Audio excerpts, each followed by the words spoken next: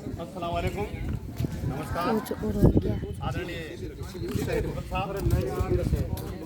घड़ी दे दीजिए, गुरुजन, घड़ी दे दीजिए। छात्र छात्राएं महानुभाव सभी का तहे दिल से आपका स्वागत करते हुए हमें आज ऐसा सौभाग्य, ऐसा दिन मिला है जिसकी तारीफ करें उतनी कम है।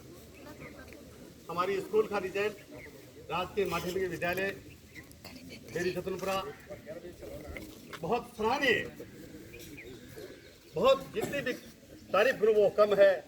बहुत अच्छा रिजल्ट रहा, इसलिए मैं स्कूल के पूरे स्टाफ को, पूरे बच्चों को, छात्रों को मेरी तरफ से धन्यवाद देते हुए, ग्राम पंचायत डेरी को मेरी तरफ से धन्यवाद देते हुए आपको शुक्रिया अदा करता हूँ कि हमारे गांव की शान रखी, मान रखा।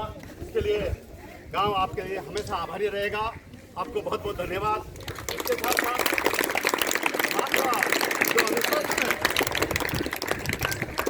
आपका जो अनुशासन वो ही आज रिजल्ट लाने का प्रथम काम किया है।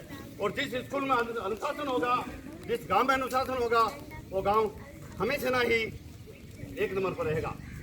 और जिस स्कूल में अनुशासन नहीं, जिस घर में अनुशासन नहीं, जिस गांव में अनुशासन नहीं, उस गांव की, वो घर की, स्कूल की गिनती नहीं हुई। बच्चे में, लड़कों में, लड़कियों में, मास्टरों में, घरवालों में, सरपंचों में, वार्ड पंचों में अगर अनुशासन नहीं होगा तो उस गांव का विकास नहीं होगा, उस स्कूल की पढ़ाई नहीं होगी। वो बच्चे भी अनुशासन नहीं तो पढ़ाई नहीं करेंगे। अनुशासन ही पहली सीढ़ी है हमारी। अगर अनुशासन हमारे अंदर होगा तो हम हर मंजिल को तय कर सकते हैं। और आज ये तो मंजिल तय की है वो अनुशासन की मेहरबानी से, और ये अनुशासन इन गुरुजनों की मेहरबानी से अनुशासन पैदा हुआ।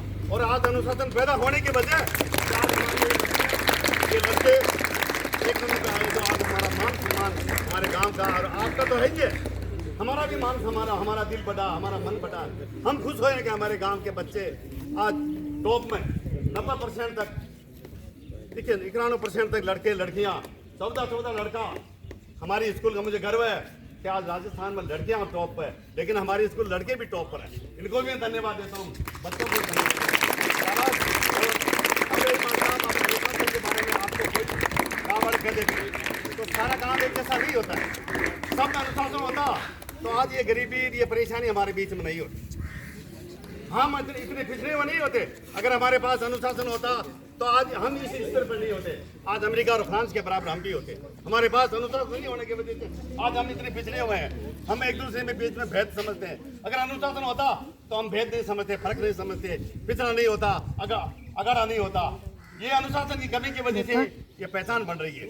और अनुशासन जिसमें होगा एक ही बात होगी कि इंसान क्या है, सब इंसान बराबर है, न पीछे है न आगे, न ऊंचा है न नीचा है, न छोटा है न बड़ा। अनुशासन है तो हमारे अंदर हर चीज पैदा होगी। और अनुशासन नहीं होगा तो हमारी चीज जो भी है वो भी खत्म हो जाएगी। अनुशासन नहीं होगा तो बोलने की सभ्यता नहीं, अनुशासन नहीं। अनुशासन नहीं होगा तो गांव में एक घर सही नहीं रहेगा।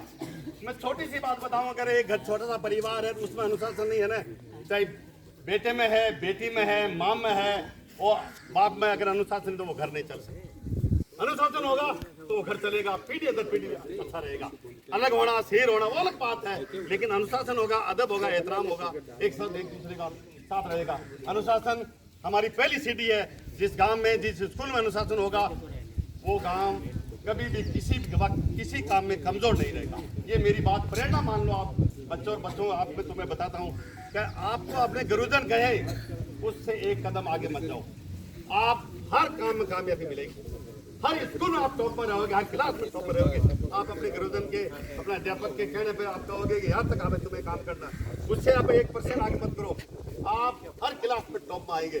ये बात एक कर लो, तक कर लो आप, तो आपको कोई नहीं रोक सकता, कोई दुनिया की ताकत नहीं रोक सकती कि आप कोई स्कूल में या नौकरी या सर्विस में टॉप रहोगे। अनुशासन के साथ रहोगे। और अगर आपने टॉप भी कर लिया भूले बढ़ के तो भी आपका अनुशासन नहीं तो आपका टॉप 0 हो जाएगा। एक दिन आपको नौकरी से निकाल दिया जाएगा, गांव से निकाल दिया जाएगा, समाज से निकाल दिया जाएगा। अगर अनुशासन नहीं होगा तो गांव वाला का मैंने कहते नाथ मारा कर दो, वो अनुशासन की वजह से।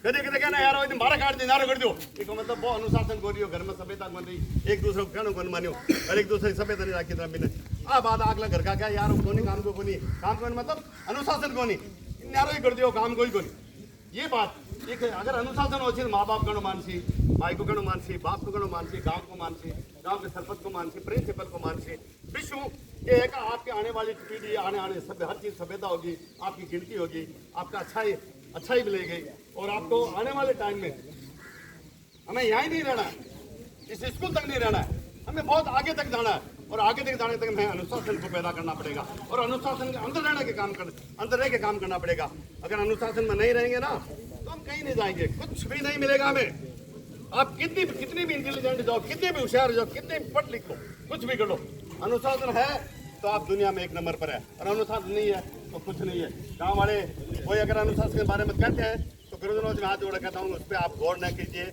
हम उस बात पे आगे विचार करेंगे इसी तरह से ऐसा है कि 1000 तरह के आदमी होते हैं आप 70% अगर आपके पास अच्छा काम है ना तो आपको कोई रोक नहीं है 20-30% तो कमजोरी रहती है हर समाज में रहती है हर इंसान में रहती है हर अध्यापक में रहती है हर बच्चे में रहती है अगर थोड़ी बहुत कमी रहे उसको चलाओ उसकी एक की वजह से ब्रेक नहीं देना एक की वजह से काम को रोकना नहीं एक की वजह से किसी काम को ब्रेक दे के खड़ा होना नहीं रुकना नहीं छोटी मोटी त्रुटियां चलती रहती है उसको निभाता है ना वो अनुशासन वाला है अगर किसी त्रुटि को लेके किसी कमजोरी को लेके निभाता है इसका मतलब वो अनुशासन के अधिकारी है बढ़िया अनुशासन को पालन करने वाला आदमी है अगर एक इंसान में गलती है मैं अनुशासन में तो मैं गलती वालों लेके चले जाऊंगा इसका मतलब मैं अनुशासन का पालन करने वाला आदमी हूँ ये अनुशासन की विशेषता है ये अनुशासन दिखना चाहिए और कैसे दिखेगा कि 4 आदमी खराब है 15 आदमी सही है तो वो 15 आदमी अनुशासन के मालिक है वो अनुशासन के मालिक है 4 को खराब को लेके निकल गया ना तो इसका मतलब आप 15 आदमी इस 4 पे हैवी है और 15 पर 4 हैवी हो जाता है तो आपका अनुशासन नहीं है आपका अनुशासन नहीं है कारण आप 15 आदमी 4 आदमी अनुशासन कवर नहीं कर सकते तो इसका मतलब हमारे पास भी नहीं है हम 15 आदमी है तो 4 को लेके निकल जाएंगे अनुशासन के मालिक हम ये बात तक कर लेना ये मेरे और इन बच्चों को मैं फिर से धन्यवाद देता हूँ बच्चों को धन्यवाद देता हूँ कि आपने इतना बड़ा मान रखा अब इसके साथ साथ तुम्हें एक बात बताता बच्चों बच्चियाँ अपने घर पे पूरी बात बताओ हमें स्कूल में ये पढ़ाई हो रही है और अपने घर वालों को लेके आओ कमजोरी है तो उसको बताओ कि हमें स्कूल में ये कमजोरी है ताकि वो हम आए घर आए यहाँ के माल साहब को कहेंगे प्रसाद जी कहेंगे अध्यापक कहेंगे भैया आपकी कमजोरी है इसको सुधारो और आप नहीं कहोगे ना तो हमें पता नहीं लगेगा अगर कोई गार्जियन एतराज करता है इस बात का वो उसकी भूल है वो अपनी उसकी भूल है कि मुझे कोई याद किया और मैं नहीं आऊँ तो उसकी बहुत बड़ी भूल है अगर इस भूल से अपने बच्चों को कैरियर नहीं देखा तो वो आगे नहीं बढ़ सकता कुछ देर के लिए वो राजी हो जाएगा मैंने अध्यापक को मना कर दिया नहीं आऊँगा तो 5 मिनट 10 मिनट के लिए वो अगर अपने आप को रूट करता है तो वो उसका अंत है वो उसका अंत है वो आगे नहीं बढ़ सकता अपनी सर्विस में नहीं बढ़ सकता अपने बच्चों को नहीं बढ़ा सकता इसलिए आप अनुशासन के साथ काम करते रहे और अपनी बात बता रहे घर वालों को बताओ और घर वालों के बाद गुरुजनों को बताओ कि हमें ये प्रॉब्लम है ये हमारी पढ़ाई में हमें ये मदद करो जिससे कि उसकी दिक्कत का उस प्रॉब्लम का सॉल्व निकल जाए उस प्रॉब्लम की को रास्ता निकाल के और बच्चों को आगे बढ़ाया जाए हमारी एक ही नीति रहती है गुरुजनों की और गांव वालों की कि हमारे बच्चे पढ़े लिखे आगे बढ़े सर्विस लगे अच्छी जगह रहे अपना घर सुकून रखे नौकरी के साथ रहे अपने माँ बाप के साथ अच्छी तरह से रहे ये हमारी दुआ है ये हमारी हर तरीके से नीयत रहती है इसके साथ साथ मेरे कहने में कोई गलती हो गई है उसके लिए मैं माफ़ी चाहता हूँ अस्सलाम वालेकुम।